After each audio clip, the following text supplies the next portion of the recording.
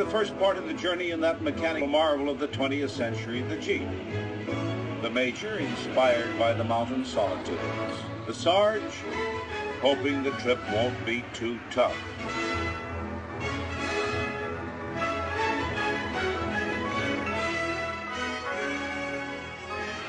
The road is rough, so explains Colonel Atola, but Allah is merciful, so why worry? Mustafa, our Hunza driver, knows every turn of the road, every inch of the way, every loose rock, why he could drive this mountain trail with his eyes closed. But don't you dare close your eyes, Mustafa.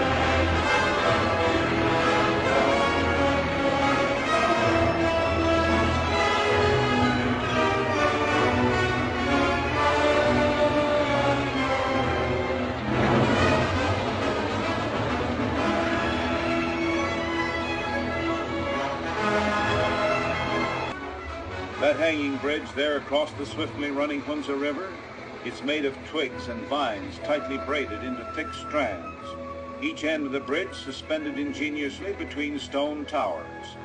Getting across requires the skill of an aerial acrobat.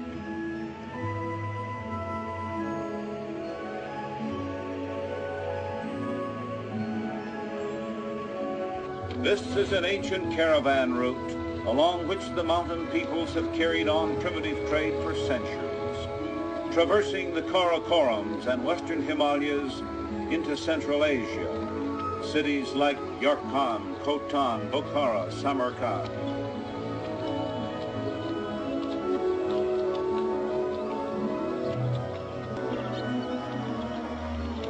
The Jeep Trail here, a wonder of primitive engineering.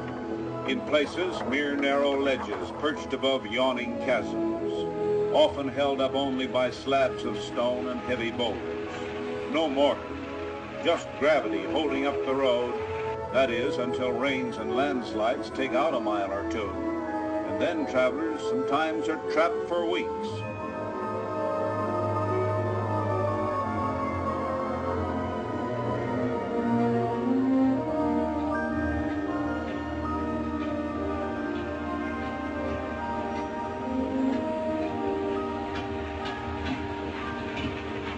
The road, hardly more than a trail, finally gets to be almost too much for the Jeep.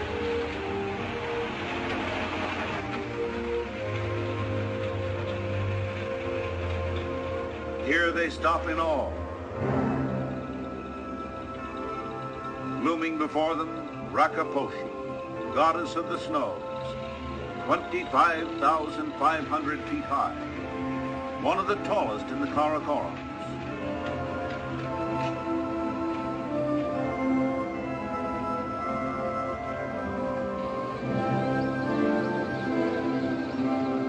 The village of Sikandarabad and the end of the Jeep Trail.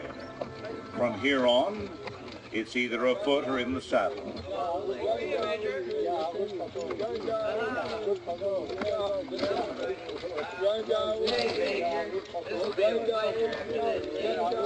The Hunza version of the slingshot, a pebble taking the place of an arrow, accurate and deadly.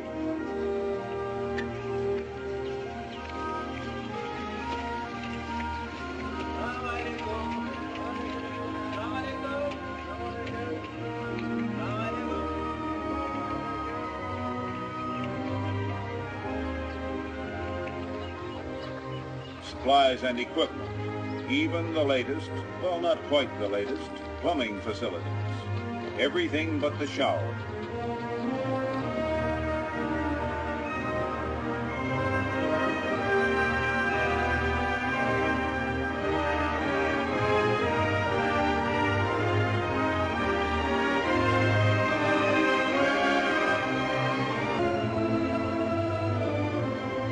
small Central Asian horses are bred especially for trail work and endurance. Sure-footed, they know their way around the dizzy canyon walls. That is, usually they do.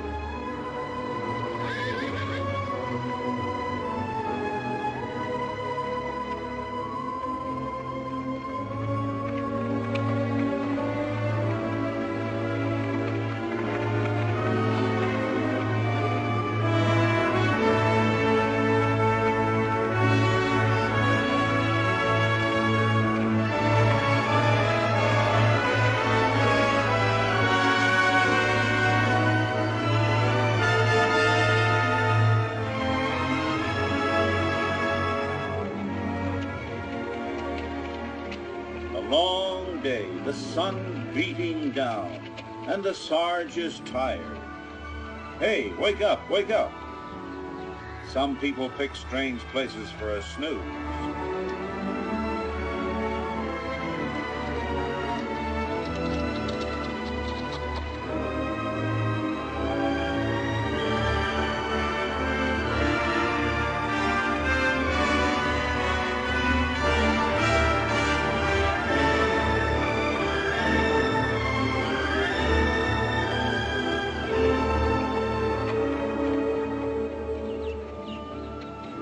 Signs of habitation, an aqueduct overhead, precious water channeled into the few villages along the trail.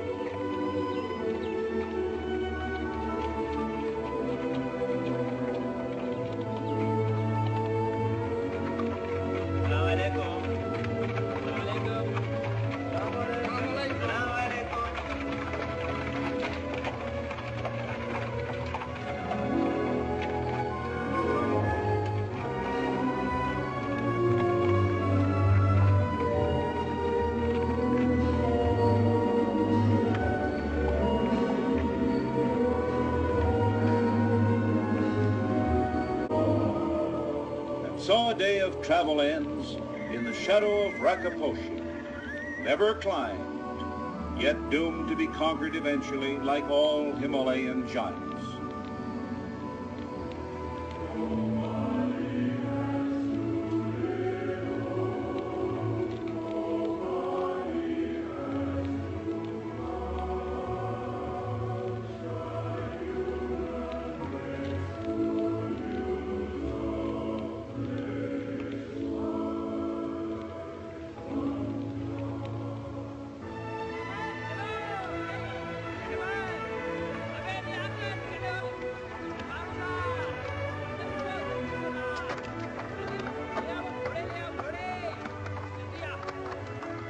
So the long days of travel continue in order to reach Baltic, capital of Hunza.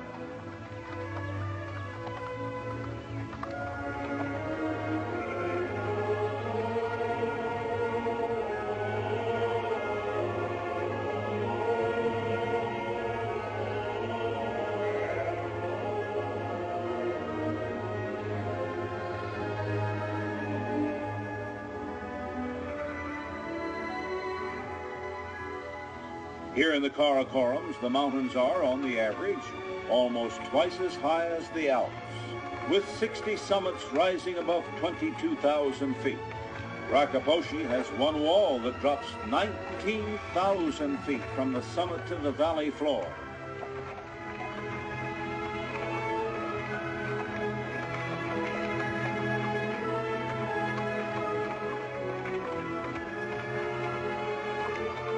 Another day away. Hunza, a legended, exciting land in a remote part of a great new nation of Asia, in Pakistan. Ah, this could be it, a land of escape, far from the hustle and bustle of the modern world, if you're in search for a paradise.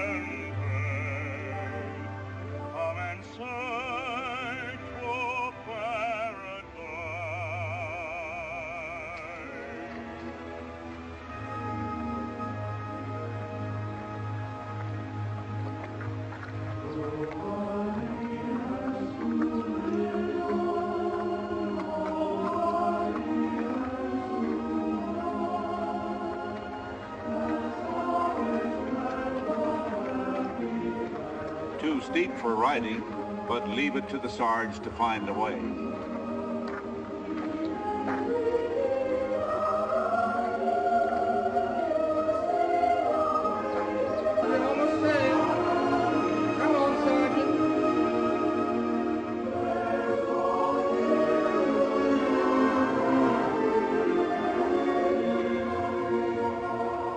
Word has come, travelers on their way to Baltic. So here to welcome them, Prince Muhammad Ayush Khan, brother of the Mir, the ruler of this mountain kingdom. Those are the Mir's children. Crown Prince Chazanfar, offering the customary silver platter laden with fruit. In physical type, they are like Southern Europeans. The people of Hunza claim to be descendants of Greek soldiers, of Alexander the Great. Welcome to Hunza. Welcome to Hunza. What a beautiful trip we had. Thank you. His Highness is expected. Good. Yes. Wonderful. The Royal...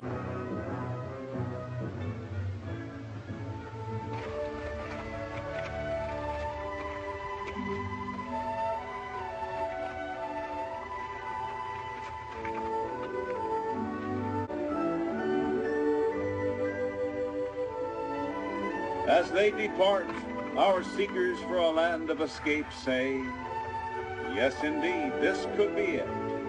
Someday we may return. And spend the